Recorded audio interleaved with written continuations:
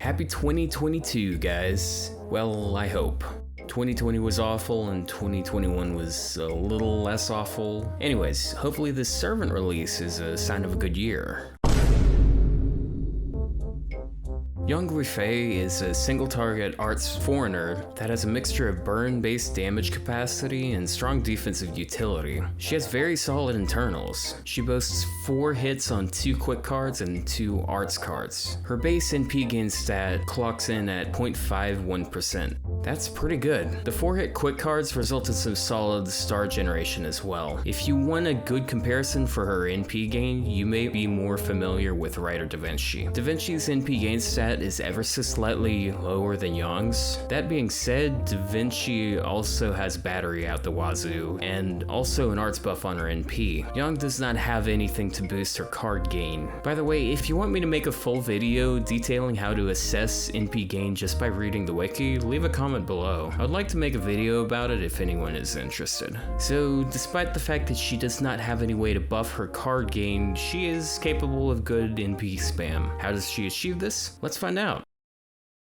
Her first skill is unique. It's the first instance of a gender-based taunt in this game. It only affects males. Female enemies and enemies without gender will still be free to attack other units. It's tied to an invuln, so any taunted attacks will not deal any damage. This invuln is universal and not affected by gender. It has a couple other good effects too. You get an NP recharge buff for 3 turns and a decent chunk of crit stars. So let's review those effects. Taunt means you get attacked, which means you get NP gained by being hit. Recharge means you're guaranteed a free 10% charge next turn. Stars means you're more likely to crit, which increases your NP gain. So this is your I want to loot this turn button. It's also your way of dealing with any single target NP that threatens your poor little innocent Hans. Well, as long as they're male.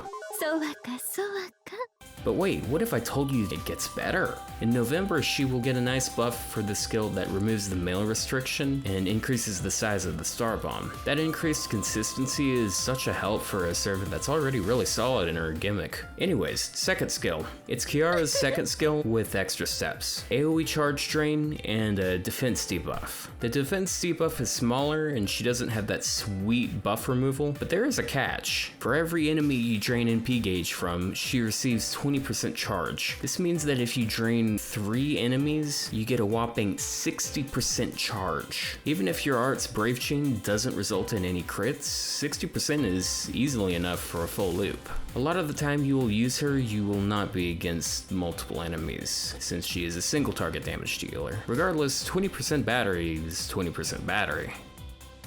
Here is her third skill. It seems a little lackluster, but it fills a few gaps in her kit. 20% defense buff for 3 turns, and a special buff that activates while being attacked.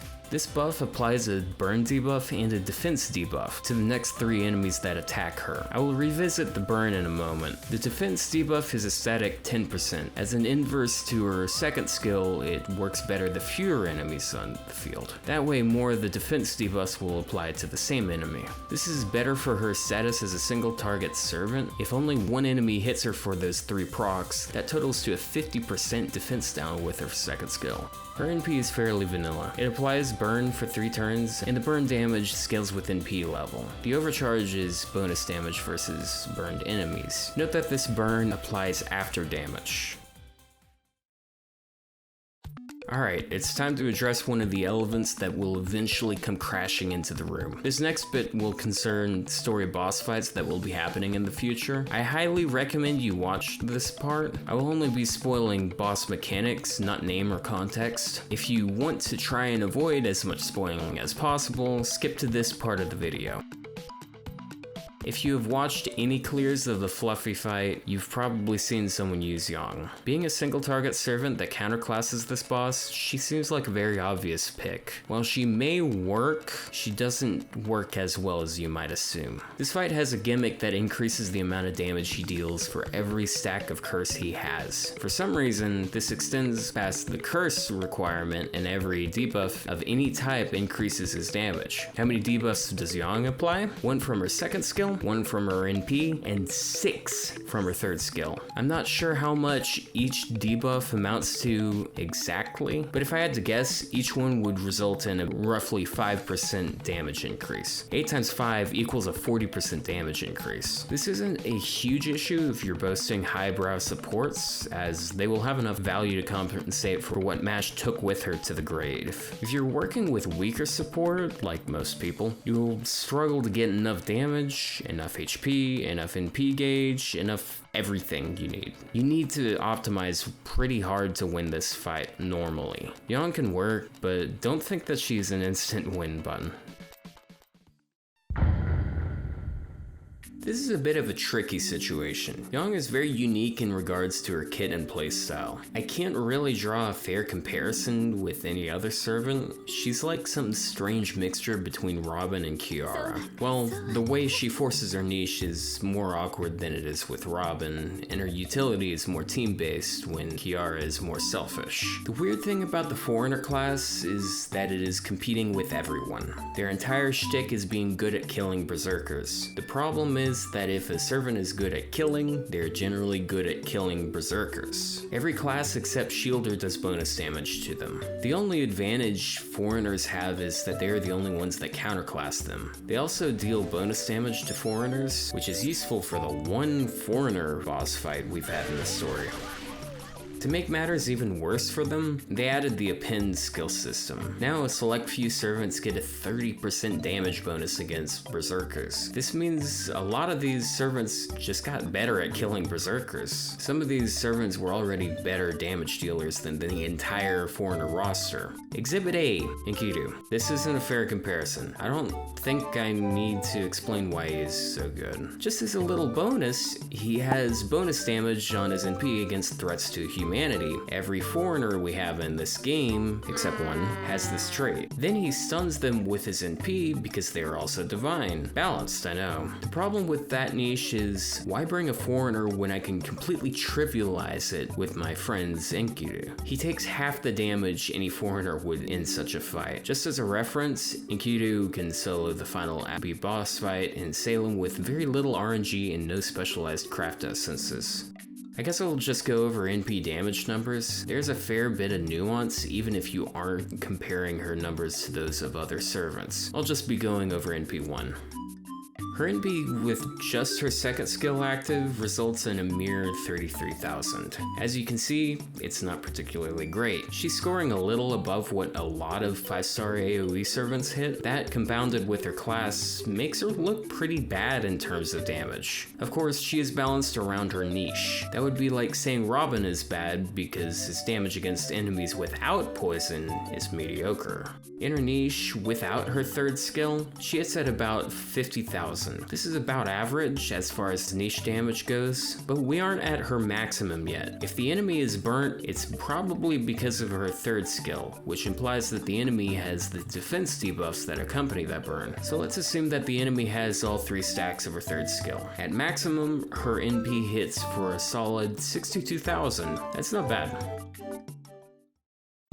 So we have to talk about how her kit works. For her to be able to get her niche damage, she has to burn the enemy. She has 2 ways of burning the enemy. 1, she NPs without the burn bonus, thusly applying burn and increasing her damage on any subsequent NPs. Or 2, you use your 3rd skill and have the enemy attack you, which isn't that difficult since she has a taunt. Easy enough, right? Here's the problem a lot of people have. In this game, you want to immediately do damage. The sheer abundance of battery support in this game is a solid testament to such. Being able to do as much as possible quickly allows you to capitalize on buff durations more effectively. This is why taunt cycling can be so powerful, because you're not only getting value out of your frontline support buffs, but also those in the backline. This is why YouTube is thoroughly saturated with min-turn clears of almost everything in the game. It's so easy now. If you want to NP on turn 1, you'll probably use steroids that are tied to the battery skills you must use for said NP. If the first NP isn't strong enough to break the first bar,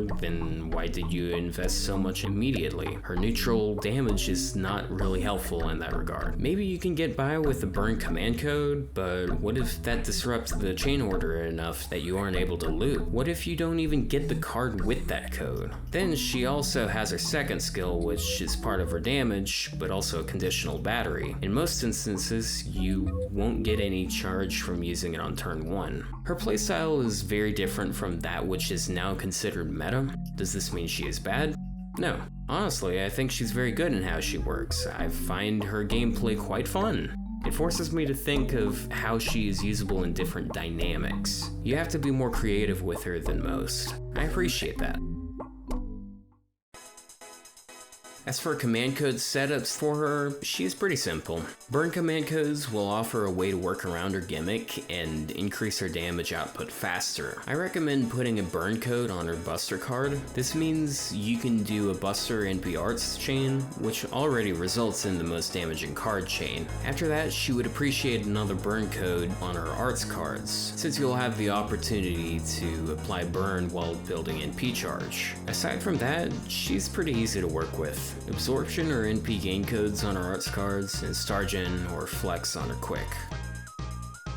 I'm going to take a moment and emphasize how awesome this craft essence is for her. Honey Lake offers 40% extra damage versus burned enemies, so it synergizes incredibly well with her kit. Pierce Invuln is a nice bonus of utility. It's rated up on the upcoming summer banners, so if you don't mind fish, don't hate children, or just really like librarians that like to cosplay, then this is a very nice craft essence to pick up. Even if you don't limit break it, 35% is a huge increase universally. Keep in mind that the second banner has a split rate up on the 5-star craft essence. Finally, we have the support recommendations. I'm going to mix it up today. I'm not going to start with Hans. Yang already has good intrinsic NP gain and decent damage. Paracelsus is really good at making her NP gain a lot more consistent. I'm talking about looping off of an NP quick arts chain. That means she is better off if her arts cards show up in separate hands. Here's another reason why he's good for her.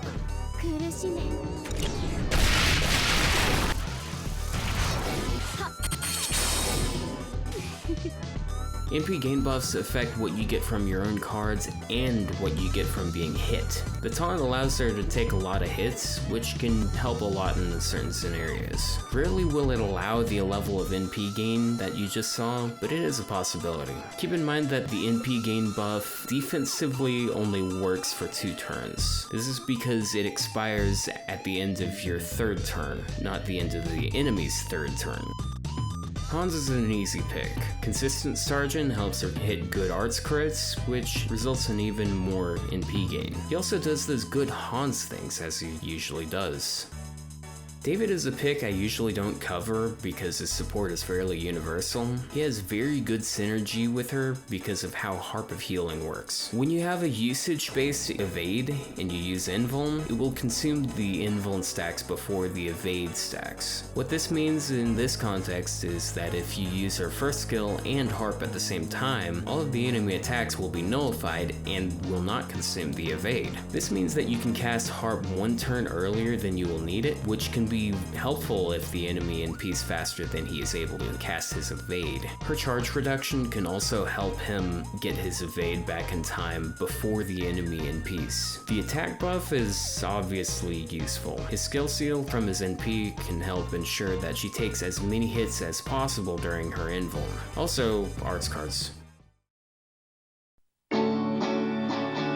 Yang is a niche foreigner that is capable of good team utility and good NP spam. Her burn gimmick can be strong, but it can be a little awkward to work with. When you do work with it, she opens some very unique gameplay options that can work flexibly with both high rarity and low rarity supports. I'll give her a 9 out of 10. If she could counterclass outside of Berserkers, her score may have been slightly higher. The fact that she is competing with everyone as a Berserker killer can hurt, but she's still good enough at what she does to outdo a fair amount of servants in their own class roles.